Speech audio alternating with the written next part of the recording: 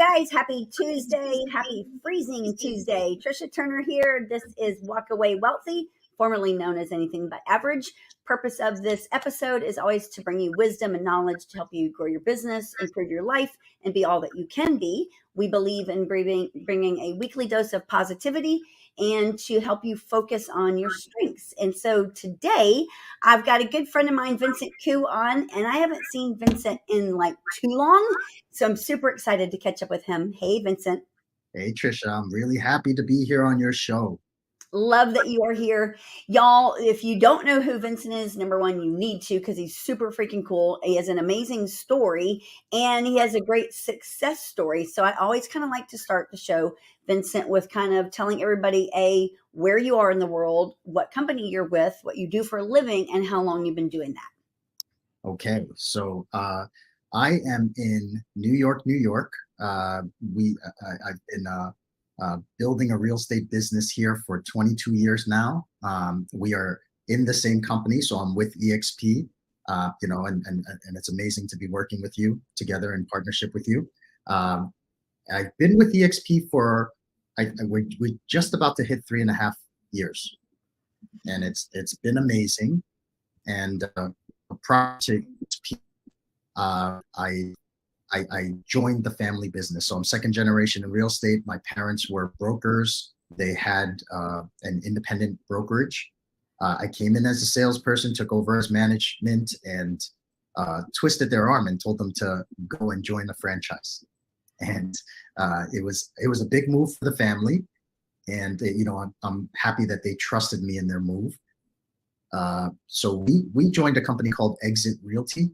And at the time, it was new, and it was exciting. And we turned that one location into 3 locations. We stayed with them for 14 years. Okay, 3 locations, a total of 350 agents between those 3 locations. And yeah, all in New York. We had Manhattan, Queens, and Long Island covered. And my mentality, my thought was, let's go out there and open other locations, right?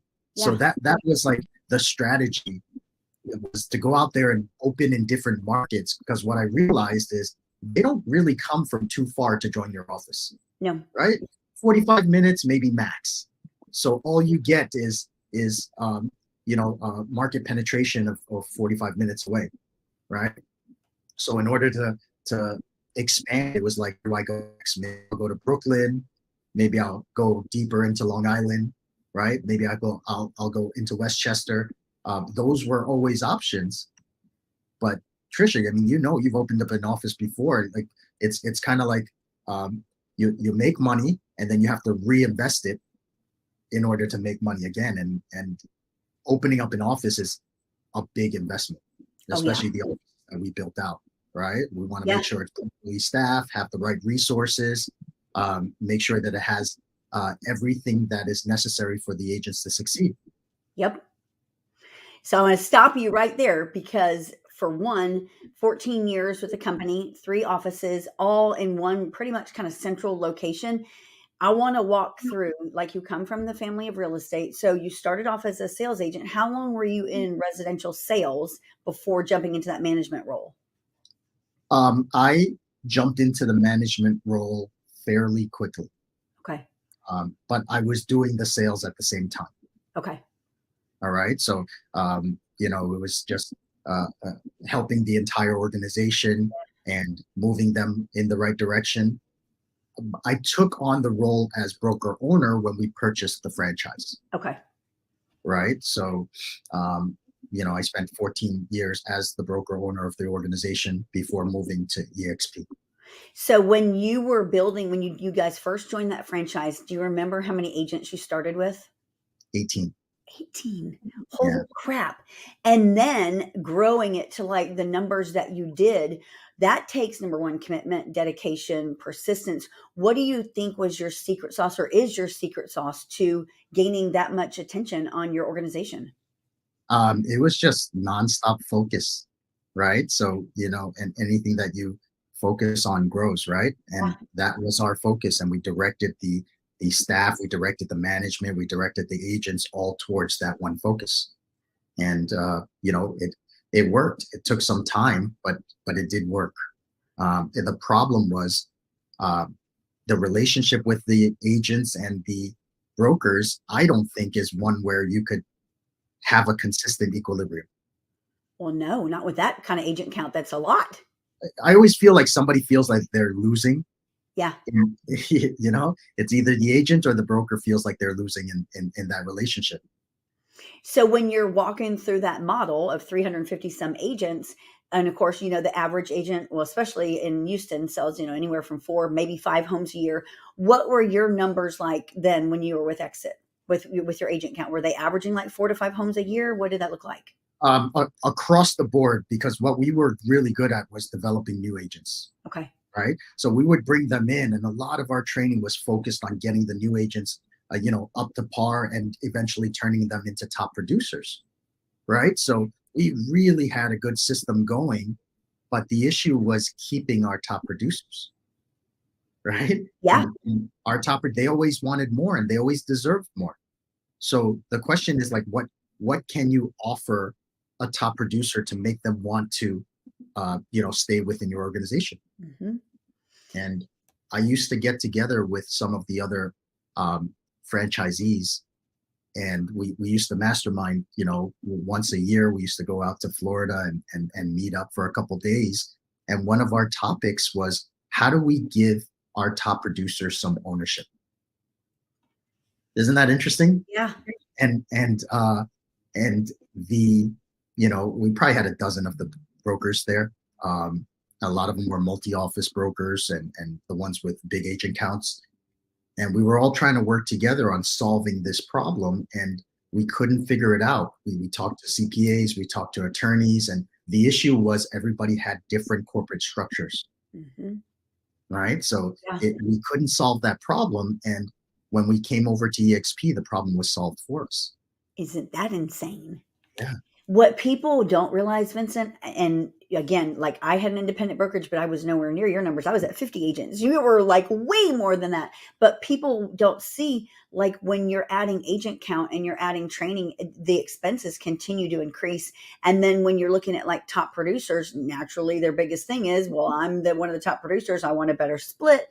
And so it becomes a threat on the organization, on your profitability.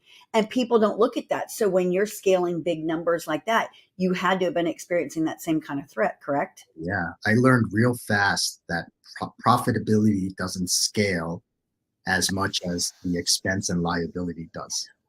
And I got to tell you something crazy. It's like I have an arbitration hearing, defending one of my former agents from my former franchise from 3.5 years ago.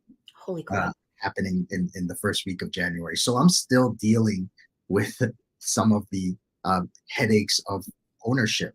Yeah. And I'll tell you, with 350 agents, like anything that anybody does could affect the entire organization. Oh yeah.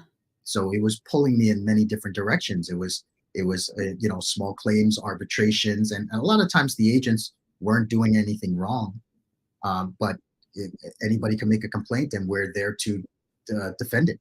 Absolutely. Right? And so when you're going through, 14 years is a long time to be with anything. Where do you think, or what year do you think it was when your pain started setting in? Like, this is not what I want to do. We got to find a different path. You know what? When I realized couple things, I had an incredible team in Manhattan, and one day they came in and said, you know what? We want to start our own brokerage. And overnight, they were gone. Seriously? Okay? Yeah, and they were a powerhouse rental team, powerhouse, absolutely amazing. With me for probably about maybe 5-6 years. Oh yeah. Built something really incredible, and it made sense because they took a look at the numbers that the team was giving the brokerage, and they said, we could really create something ourselves. And that hurt, didn't it? Yeah, oh, yeah, that hurt a lot. Yeah. And then another time, like right around that time, I had an agent come up to me and said, Vincent, I gave you 80,000 this year. Why should I give you that and more next year? Yep. Right. And that agent was with me for, since I came into the business. Yep. Right. So did she leave too? So she did not. She did not, as she actually converted over to EXP. And it's interesting because I actually reached out to her probably about 2 years into our transition. And I said, hey, check out your stock account and tell me what you see. And she goes, hold on a second. She checks on her phone and she goes, oh my gosh, I've got close to 800,000 in company stock. Right. And she was doing the same thing. Maybe she built a bigger team with EXP than she had at the previous franchise. Yeah. But she was doing the same exact thing. Right. Yeah. And to be able to, and I was like, remember that time when you came to me and you were talking about 80,000 and how you were, giving that to me annually and expected to giving me more. Like, I'm glad you stayed with us. And she's like, yeah, I'm glad too. So then when you're going through all this transition, and you guys, just so y'all know, like when I met Vincent, I had been with an EXP only a few months, and he came to one of our conferences before he even joined. And I remember he was like asking questions, and of course he got around us, the honey badgers, and it was like the energy was infectious. And he's like, holy crap, like this is what I'm looking for. This is what I want to be around. And so you guys think about this. You joined, wasn't it right before COVID? It was. We had 6 months or so prior to COVID, and then COVID hit. Okay, so y'all like backtracked. So he's in New York where COVID was like insane and they shut down there. Vincent, kind of let's walk through when you transitioned over. What was that like deciding factor? You're like, you know what, I'm done, because you had 350 agents. That's a lot. It's a big decision. What was that couple of deciding factors that just made you pull the trigger? Well, I'll tell you, anybody with franchises, right? I want you to think about this. Are you really a franchise owner, or are you really a franchise renter? Right? Because all of your franchise agreements, they come with a term, don't they? Yeah. Right? So some franchises have 7-year terms, some have 5 years, some have 10 years. But at the end of the day, it's a rental agree, it's a lease, right? Yep. And those leases need to be renewed. So I had 3 of them, and mine were staggered. So every couple years, I had to pay a renewal on one. And it kept reminding me that I was just a tenant. I was just renting my business from these guys. I didn't really feel like I had the ownership. I feel like I had all the expense. I feel like I had all the liability because none of them came with me to defend myself in positions with all these complaints and lawsuits and things like that. I was on my own with that.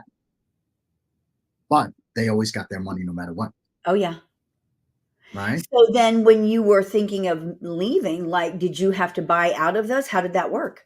It's a funny story. I've heard so many stories because we've seen, it's a migration. It's a mass migration with brokerages coming over to EXP. Yeah. You see it. We're both former broker owners. Yep. And with franchises, I see people wait themselves out their term. Yeah. Buy themselves out. Right. Yeah. Sell themselves out. I mean, there's a lot of different things. Like my story is a little bit different, and what happened to me, I hope doesn't happen to any of the people out there. They caught wind that I was looking. Well, I notified them that I had 3. Yeah. Right. 2 of them I said I don't want to renew, and the 3rd one I still had some time on. Right. And I was trying to figure out, hey, what could I do? Can I sell it? Can I buy them out? What there's different options. And I was asking for them. I treated them with respect and said, hey, here's my thought. I'm thinking of not renewing. What are my options? And they're like, hold on, we'll get back to you. Hold on, we'll get back to you. And they waited for like, almost 3 weeks, didn't get back to me. Then they called a meeting with all of the franchise owners that were around me, because this is the crazy part with franchises is each one is independently owned and operated. We know Yeah. that, right? So everybody's waving the same flag, but at the end of the day, they're competitors, Sure. right? So we had 58 of them in our region, and I had 3, so 55 of them were essentially my competitors. Yeah. So they called a meeting with all of those guys, left me out of it, and said, "Hey, we're pulling Vincent's last franchise." Okay, Holy and crap. and during that call, they emailed all 350 agents, and they said, "Franchise agreement's been terminated. Please find another location to join." Oh my gosh. So imagine the franchise doing that to you, because it's more important for them to protect themselves than Yeah. to keep a good relationship with you going out. And all of your agents. Oh my gosh. And understand that I was still exploring, because Right. like I said, when we met, they could have tried to keep me, Yes. right? Yeah. I I was bleeding my franchise colors, Yeah. right? I did a lot for them, and I wanted to treat them with respect on the way out and all that stuff. But I guess to them, business was business, and it was better for them to, Shut you you know, down. yes, Yes. essentially. Yes. But to turn that big ship with those 350 agents, like, it would have been difficult to do. There's a lot of things that I needed to unwind, and I could have been exploring for another 6 months, maybe another year, and you know, I I don't know, like, where I would have ended up, because I was just starting. Yeah. Like, my exploration into EXP was less than a month Yeah. exploring. Okay. And I was meeting great people like you. I actually sought you out because I saw your video, Yeah. and I said, "Hey, I know that you transitioned over a brokerage. Tell me about that." Yep. And that's how we connected. Um, but I really hope that doesn't happen. But I've seen some things with franchises, and I'm always available to offer my you know my Guidance. experience and guidance up. If you're in that situation, Well, you because know. 'cause I'm thinking, like, I know when, I've seen horrible things happen to independent brokerages, where the broker pulls their license, without warning or anything, and it shuts the whole office down immediately, and agents are scrambling because then they're inactive, and it's like, so I can't even imagine the magnitude of 350 agents and you having to make decisions super fast and almost impulsively. So how fast did you do that transition then? Because you got to get these agents back active. Yeah, I honestly, we had to do it overnight, and it was virtually impossible for us Yeah. to, because we didn't even speak about this to many of the agents. We No. spoke about it to a few just to get their opinion, but nobody knew, Well, it's right? 350 of them too. It's not like a handful. Right. So it was really a mess, and I feel like it was a shame that it was handled that way, Yeah. right? I think it was poor leadership Yes. on the franchise side. I Totally think unprofessional. yeah, a lot better. So I hope it doesn't happen to anybody else that's out there. So with your 350 agents, then it was a matter of like, okay, guys, this is what I'm doing, and is who's coming with me. Is that kind of how you had to do it then? Yes, and I'll tell you, I didn't keep the majority. Yep. All right, Yeah. just because I couldn't. It was amazing because they were like, "Hey, just call all of his agents." Yeah. And it was open season, and that's what happened. So I had all of these brokers calling saying, "Hey, Yeah. did you know that your brokers no longer with this franchise, like, Yeah. come in and meet with us?" And these are brokers that I've worked with, and that we meet at regional gatherings and all that, and they're calling saying, "Hey, come on over." They're poaching all your people. Yeah, and they're told to. Yes. You know what the funny thing with franchises is, you're almost in competition with your region, because their ideas, they want to sell more franchises, Hmm. right? So they'll sell somebody right up against your territory, because that's what you get, a little territory, right? Yeah. And they'll sell somebody right up against yours. But here's the interesting thing. We've had situations where our top agents were called and offered franchises. That's crazy. And you think about that? You're like, think about that. So it's like, hey, let me take your top producer away from you, sell them a franchise, and put them up right next to you. Yeah. Right? Wow. I'm like blown away because I did not know all of that. And I'm putting myself in your shoes and I'm imagining how you must have felt. Like, number one, you were blindsided. Number two, Yeah. that was like people you probably trusted. And here they are turning against you and trying to create competitors and then plucking people right out from underneath your own organization. It's like, oh my goodness. It was a stressful time. It Yes. was a stressful time. A lot of people, Vincent, would have been like, I can't do this. This is more than I can handle. Yeah, but listen, we don't have options. We just move forward, right? We do. So with your agent count, then how many ended up coming with you to EXP? So watch this. I personally brought 60 of them with me. Out Okay. of 350, I brought 60 of them with me, but the ones that came with me brought a few with them. So when all the dust settled, sadly, we only brought about 150 with us.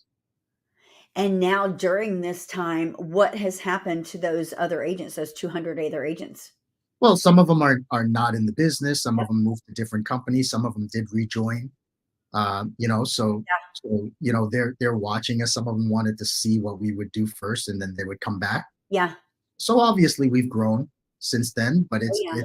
it's a completely different business now for us, and it's a better business, and it's more exciting, and it creates more impact. It's less of that broker agent relationship, right? So now when we're attracting, we're creating partnerships. Oh yeah. And helping people really grow their business. Yeah. Yeah. So then when you're okay, so now I'm like, okay, here you are going through such a transition, super stressful. You probably think I'm just now starting to get it figured out, and boom, COVID. And you're in New York. Like, how did you transition through all of that? It was terrible, and I'm just glad that I didn't have the leases, during that time. Yeah. Right. Yeah. And I didn't have, because I'll tell you, when I moved over, my expenses probably dropped by 85%. Yep. Okay. Just EXP has all the staff needed. So we were able to reduce our payroll. And one of the things that I thought was absolutely amazing is one of, I had somebody on staff that, I absolutely adored. She did all of the checks for us for 350 agents, and she was on top of everything. She was just amazing. And when we transitioned over, I really didn't need her anymore. Yeah. But Trisha, here's what we did. We found out that EXP was hiring for somebody in compliance. Yeah. And she took on that role, and she's still with EXP right now as a staff member today. Isn't that crazy how things happen?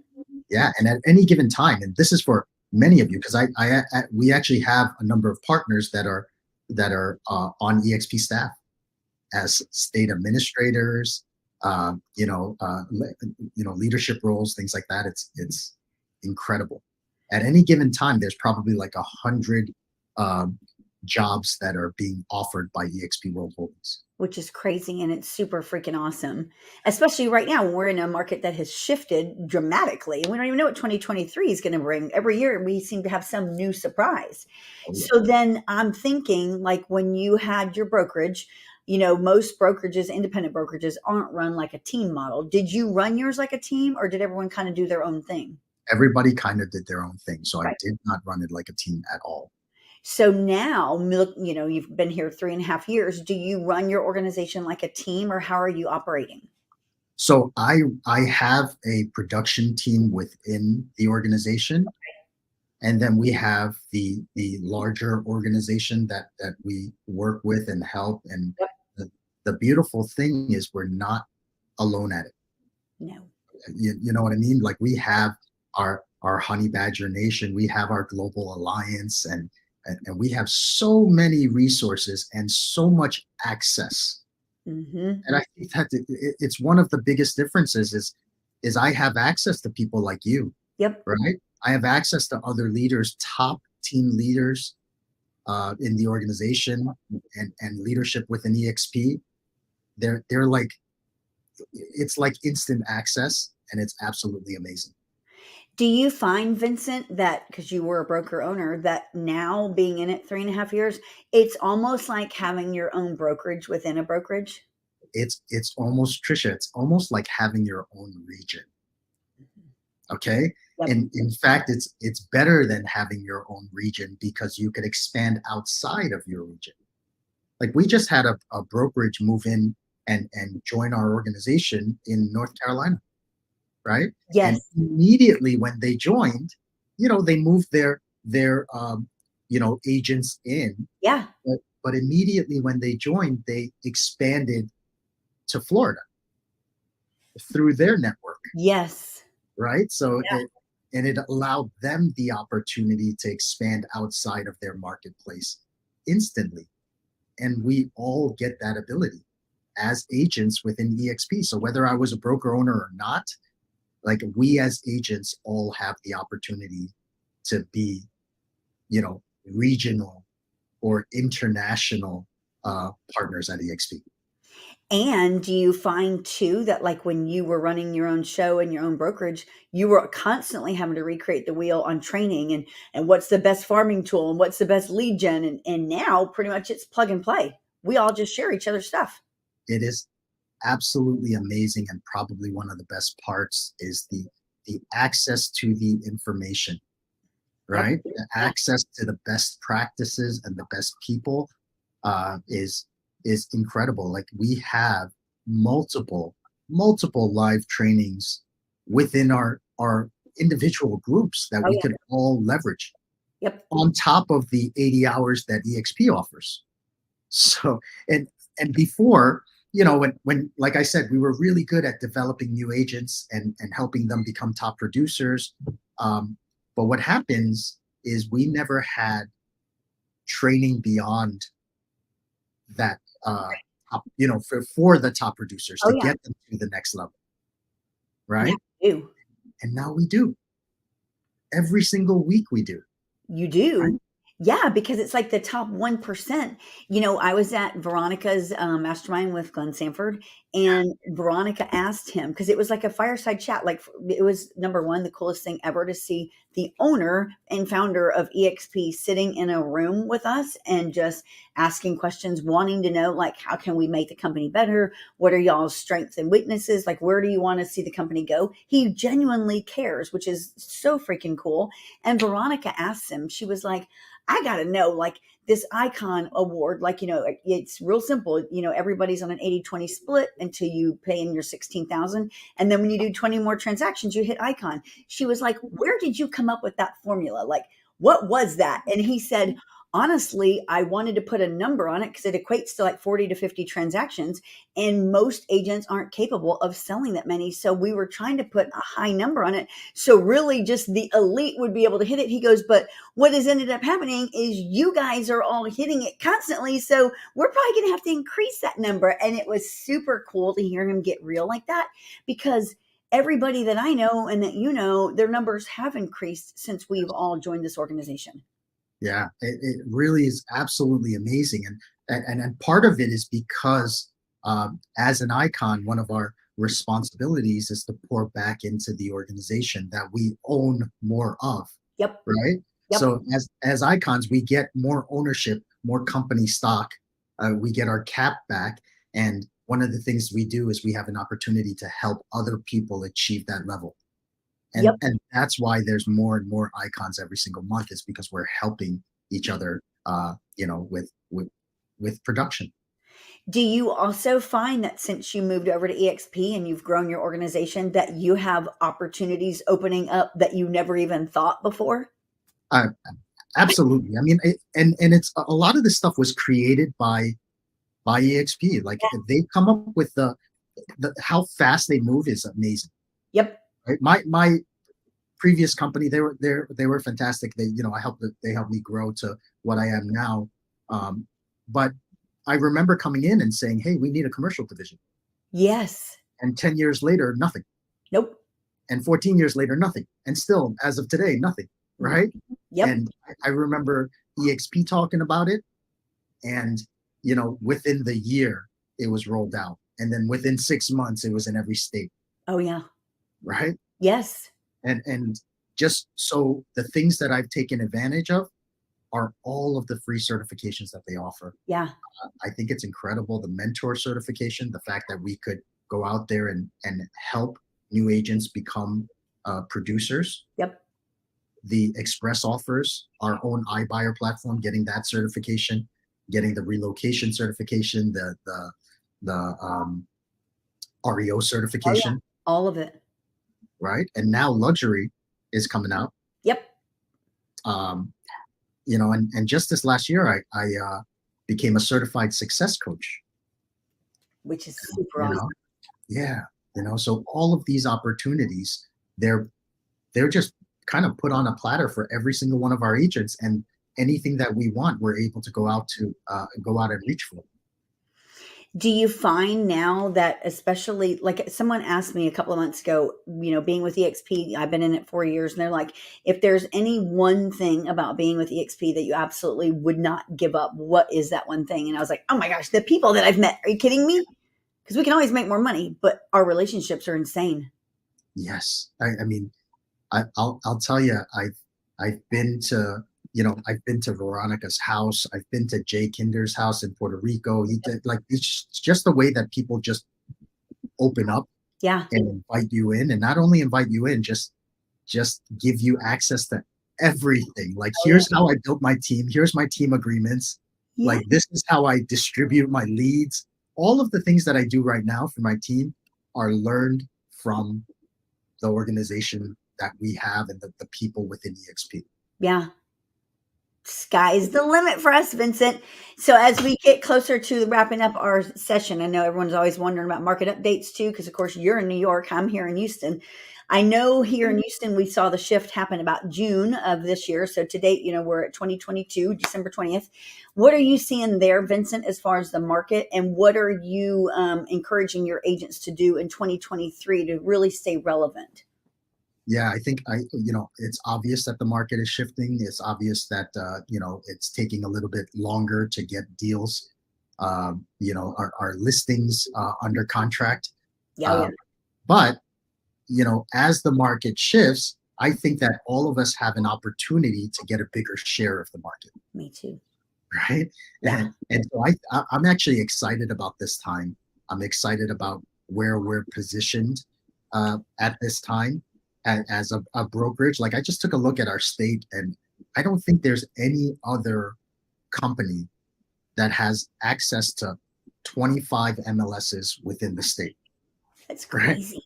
Right? And so any individual agent can come in. And I've had people in my team that were like, I have a listing opportunity 4 hours up north.